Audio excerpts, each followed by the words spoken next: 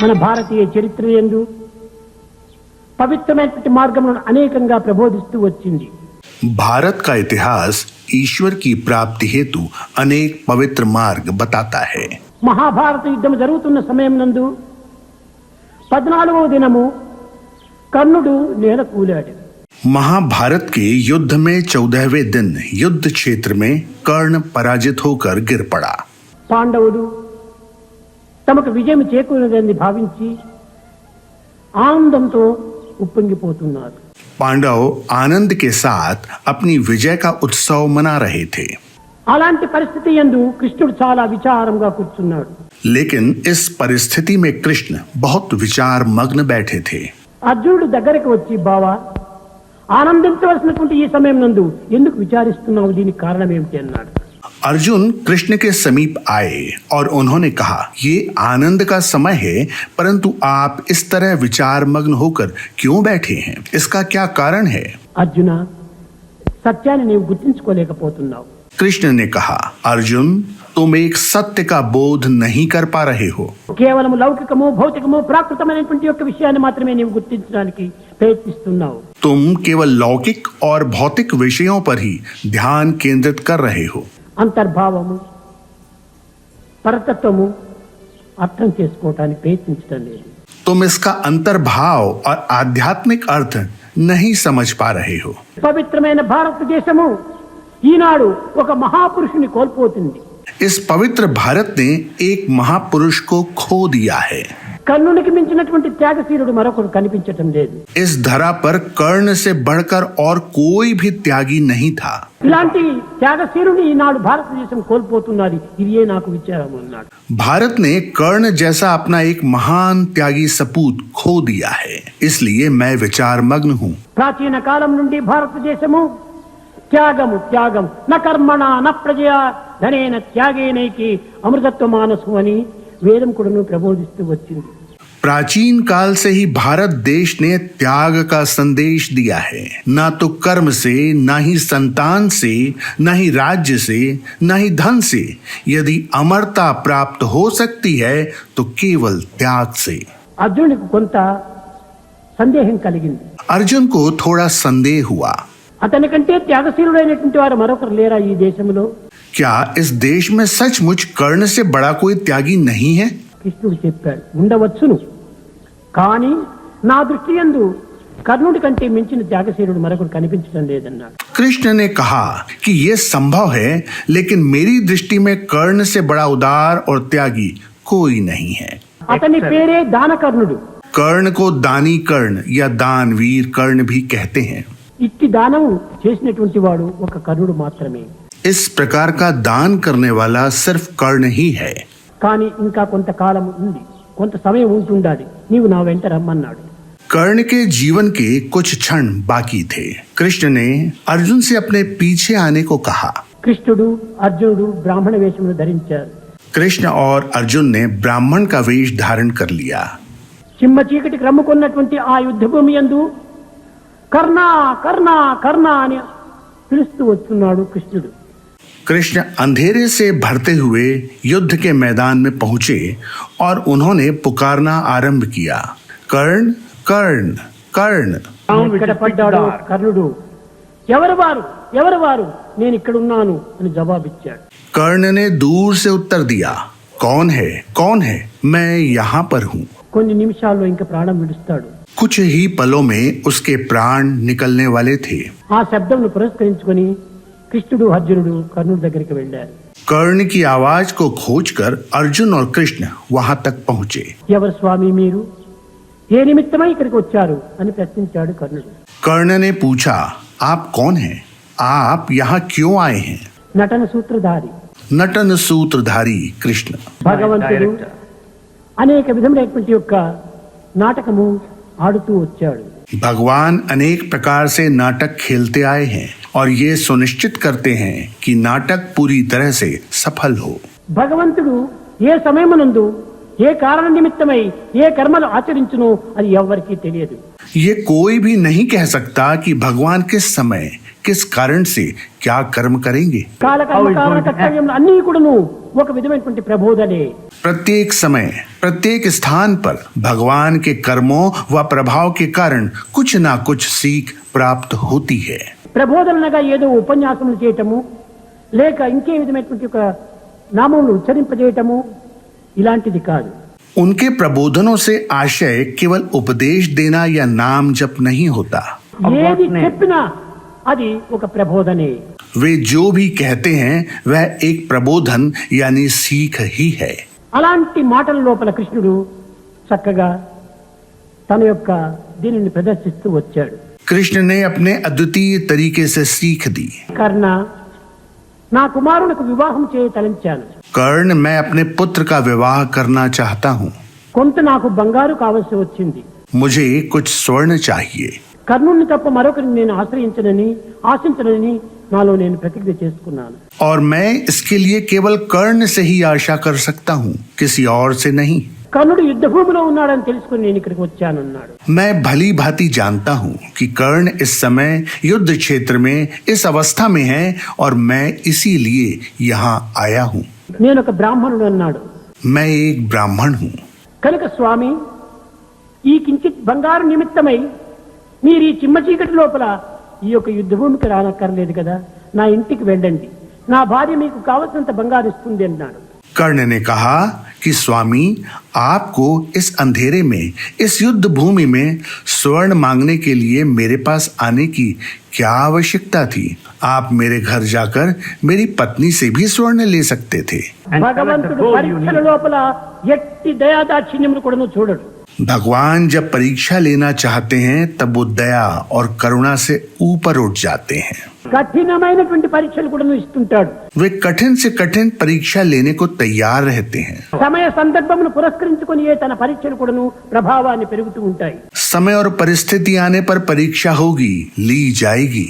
ఇలకి అడుగ చెరకు పెట్టున బెల్లంబు పిప్పిగొట్టి రసము పీల్చకున్నా। केवल गन्ना मंगवाने से ही तुम्हें गुड़ और शक्कर नहीं मिल जाती, जब तक कि गन्ने को निचोड़ा न जाए। అదే విధంగానే మన దేహమే ఒక షుగర్ కేన్, ఒక చెరకు। उसी प्रकार यह देह एक गन्ने के समान है। దీన్ని అనేక రకములుగా బాధించి శోధించి ఇన్ని విధములుగా హింసించినప్పుడే దీంట్లో ఉన్నటువంటి మాధుర్యం అనేటువంటి దీని దైవత్వం మనకు ప్రాప్తిస్తుంది।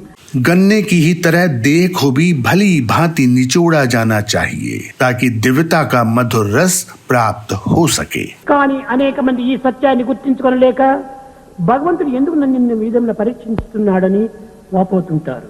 पर कई लोग इस सत्य का बोध नहीं कर पाते और जब भगवान उनकी परीक्षा लेते हैं तो वह बड़ा कष्ट महसूस करते हैं। అప్పుడు చెప్తున్నాడు ఈ యొక్క యుద్ధ భూమి లోపల కృష్ణుడు। और वहाँ युद्ध भूमि में कृष्ण समझा रहे थे, కర్ణ నాకు కావలసినది ఏ కించిత్ బంగారు। कर्ण, मुझे बहुत थोड़ा सा ही स्वर्ण चाहिए। ఏదో చిన్న మంగళసూత్రం కోసం నేను ఇక్కడికి వచ్చాను। मैं मंगलसूत्र बनाने के निमित्त मात्र ही थोड़ा स्वर्ण चाहता हूँ। ఈ కించిత్ బంగారు నిమిత్తమే నేను తిరిగి అస్తినాపురం పోయి నీ ఇల్లుని వెతుక్కొని నీ భార్యను అడుక్కొని ఈ అవసరం నాకెందుకు, నా చేత కాదని చెప్పు, నేను వెళ్ళిపోతానన్నాడు। इतने थोड़े से स्वर्ण के लिए जो मुझे मंगलसूत्र बनाने के लिए चाहिए, मैं इतनी दूर हस्तिनापुर जाऊं, फिर वहां तुम्हारा घर खोजूं और फिर तुम्हारी पत्नी के सामने भिक्षा मांगूं? ये सब मैं क्यों करूंगा? तुम मुझे कह दो कि तुम नहीं दे सकते तो मैं वापस चला जाऊंगा। అట్లయితే ఇదిగో నా పండకు బంగారు తుడుపులు తొడిగారు। तब कर्ण ने कहा, मेरे दांतों पर सोना मढ़ा हुआ है। ప్రాచీన కాలం నందు పళ్ళు పుచ్చిపోతుంటే ఈనాటి వలె ఏదో ఒక మందును ఫిలప్ చేసుకోవటం కాదు, ఆనాడు బంగారం తొడిగించి దానిని సరైన నివారణ గావిస్తూ వచ్చేవాడు। प्राचीन काल में दांत को भरने के लिए कोई प्रक्रिया नहीं थी, लेकिन दांत को सोने से चारों तरफ से ढक दिया जाता था। కనుక ఇక్కడ ఉన్నాయి, వీటిని తీసుకుని పోండి స్వామి అన్నాడు। और उसने कहा, मेरे दांतों पर सोने की परत चढ़ी है, आप कृपया इसे ले लें। నేనేదో నిన్ను దాన నిమిత్తమై నేను ఇక్కడికి వచ్చినప్పుడు నీ పండ్లు విరగ్గొట్టి నేను తీసుకుని పోవాలన్నా, నేను ఇది ఒప్పుకోను, నేను వెళ్ళిపోతానన్నాడు కృష్ణుడు। कृष्ण ने कहा, दान के लिए आने पर क्या दांत को तोड़कर ले जाऊं? मैं यह स्वीकार नहीं करूंगा, मैं जा रहा हूँ। ఇంకా అర్జునుడి యొక్క మనసును చాలా మదింపు చేస్తూ వస్తున్నాడు। చాలా పరీక్షింపజేస్తూ వస్తున్నాడు. वास्तव में वे अर्जुन के मन और विचारों की बड़ी परीक्षा ले रहे थे. మనిషి మారితే కాదు, మనసు మారాలి ఆధ్యాత్మిక మార్గంలో. ये काफी नहीं है कि केवल मनुष्य बदल जाए, उसके मन में आध्यात्मिक रूपांतरण और आध्यात्मिक बदलाव आना चाहिए. ప్రక్కన ఉన్న ఒక రాయిని తీసుకున్నాడు. కర్ణుడు ఆ పండును విరగ్గొట్టాడు. कर्ण ने एक पत्थर उठाया और अपने दांत तोड़ डाले. చేతితో తీసుకొని, ఇదిగో స్వామి, దీనికి ఉన్నటువంటి బంగారం మీరు తీసుకుని పోండి అన్నాడు. उसने दांतों से स्वर्ण निकाला और अपने हाथों में लेकर कहा कि स्वामी इसे ले लीजिए. చీ చీ చీ చీ, రక్తముతో కూడినటువంటి ఈ పండును నేను మంగళసూత్ర నిమిత్తమే తీసుకుని పోవటం నాకు అక్కర్లేదన్నాడు. कृष्ण ने कहा छी छी छी छी, क्या मैं रक्त से रंगे हुए इस सोने से मंगलसूत्र बनवाऊंगा? नहीं, मुझे ये नहीं चाहिए. పరమ భక్తుడు కర్ణుడు, పరమ శక్తి సామర్థ్యం కలిగినటువంటి వాడు కర్ణుడు. कर्ण परम भक्त था, वह महान क्षमताओं से युक्त था. కానీ దుస్సంకల్పం చేతనే, ఒక దుస్సహవాసం చేతనే కర్ణుని యొక్క పేరు క్షీణించిపోయింది. కానీ లేకపోతే కర్ణుడు చాలా గొప్పవాడు. कर्ण ने केवल अपनी कुसंगति के कारण अपना प्रतिष्ठित नाम खो दिया था. वो एक महान व्यक्ति था. బలంబు మంచి బుద్ధి బలంబున్న దైవ బలము లేక దాసుడగును, లేక దైవ బలము చే లేక దైనుడగును. चाहे किसी व्यक्ति में देह का बल हो या बुद्धि बल हो, परंतु दिव्यता की शक्ति व सहायता के बिना वह कमजोर ही पड़ जाता है. కర్ణుడంతటి వాడు కడపటికేమయ్యే ఉన్న మాట తెలుపుచున్న మాట. ऐसे वीर महान कर्ण का अंत क्या हुआ? इस सत्य को समझो, ये बात सत्य है. ఎన్ని విధములైనటువంటి యొక్క ఈ ఉండినప్పటికీ దైవ బలము లేకపోతే దేనిని కూడా మనం సాధించలేము. तुम्हारे अंदर किसी भी सीमा तक कोई भी क्षमता और योग्यता हो सकती है, परंतु दिव्यता की शक्ति के बिना यह सब व्यर्थ है. భుజ బలంబుండియు దైవ బలము లేక దీనుడయ్యే. उसके पास देह बल और बुद्धि थी, लेकिन दिव्यता की शक्ति और सहायता न होने के कारण वह दुर्बल हो गया. ఈ దుర్యోధన దుశ్శాసనాదుల యొక్క సంబంధం చేతనే తనకు చెడ్డ పేరు వచ్చింది. కానీ లేకపోతే కర్ణుడంతటి మహావీరుడు, కర్ణుడంతటి మహాత్యాగి ఈ జగత్తునందే కానరాదు భారతదేశంలో. महाभारत में दुर्योधन और दुशासन की कुसंगति के कारण कर्ण को बदनामी मिली, जबकि उससे ज्यादा शक्तिशाली और त्यागी कोई नहीं था. ఆ సమయంలో కూడా నువ్వు కృష్ణుని స్మరించాడు కర్ణుడు. उस समय भी कर्ण ने कृष्ण को याद किया. చేత కాకపోయినప్పటికీ తన దగ్గర ఉన్నటువంటి అమ్ములు తీశాడు. हालांकि उसे बहुत कठिनाई हुई, लेकिन उसने एक तीर उठाया, మేఘానికి విసిరాడు. उसे बादल की ओर चलाया. నీరు కారింది. बादलों से वर्षा हुई और पानी गिरा. దానితో ఆ పండును కడిగాడు. ఇదిగో స్వామి, ఇంకటి మీరు తీసుకుని పోండి అన్నాడు. उसने रक्त रंजित दांत को धोया और उसे कृष्ण को दे दिया. కృష్ణుడు అర్జునుడి వైపు చూచి చిరునవ్వు నవ్వుతున్నాడు. कृष्ण अर्जुन की तरफ देखते हुए मंद मंद मुस्कुराते हुए बोले, అర్జున, ఈ త్యాగం నీలో కనిపిస్తుందా? अर्जुन, क्या ऐसा त्याग तुम्हें स्वयं में दिखता है? అర్జునుడు తల వంచుకున్నాడు. अर्जुन ने अपना सिर झुका दिया. అహంకారం అనేటువంటి ఇన్ని రకమైనటువంటి యొక్క వికారములకు మూల కారణము. अहंकार ही इस प्रकार के विकार का मूल कारण होता है. అప్పుడు తన నిజ రూపాన్ని కర్ణునికి చూపించి, और कृष्ण ने कर्ण को अपना वास्तविक स्वरूप दिखाया. కర్ణ, నీ భక్తి ప్రపత్తులకు నేను మెచ్చితిని, నీకేం కావాలి కోరుకోమన్నాడు. उन्होंने कहा, कर्ण, मैं तुम्हारी भक्ति से प्रसन्न हूँ, बताओ तुम्हें क्या चाहिए.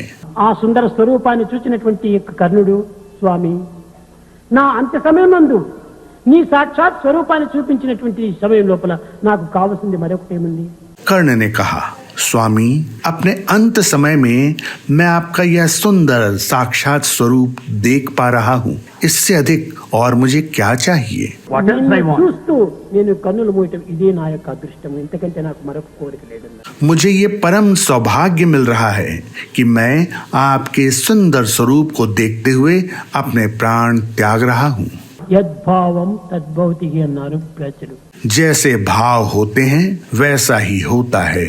ప్రాచీన కాలం నుండి కూడాను మన భావములు, మన యొక్క చర్యలు పవిత్రమైనదిగా ఉండినప్పుడే మనకు పవిత్రత ప్రాప్తిస్తుంది. प्राचीन काल से ही सत्य है कि यदि तुम्हारे भाव और कर्म पवित्र हैं तो तुम्हें फल भी पवित्र ही प्राप्त होगा। కనుకనే ప్రాచీన కాలం నుండి భారతదేశం త్యాగమునకు చాలా పుట్టినిల్లు. प्राचीन काल से ही भारत त्याग की जन्मभूमि रहा है। ప్రతి మానవుడు కూడాను త్యాగంతో మనము అభివృద్ధి గావించాలి. प्रत्येक मानव को त्याग की भावना में अभिवृद्धि करना चाहिए। త్యాగం చేతనే సర్వమును మనము సాధించగలము. त्याग से सब कुछ साध्य है। దైవం త్యాగమున కంటే మరొక దైవికి చిక్కడు. त्याग के माध्यम से तुम ईश्वर को भी प्राप्त कर सकते हो। समस्त लोक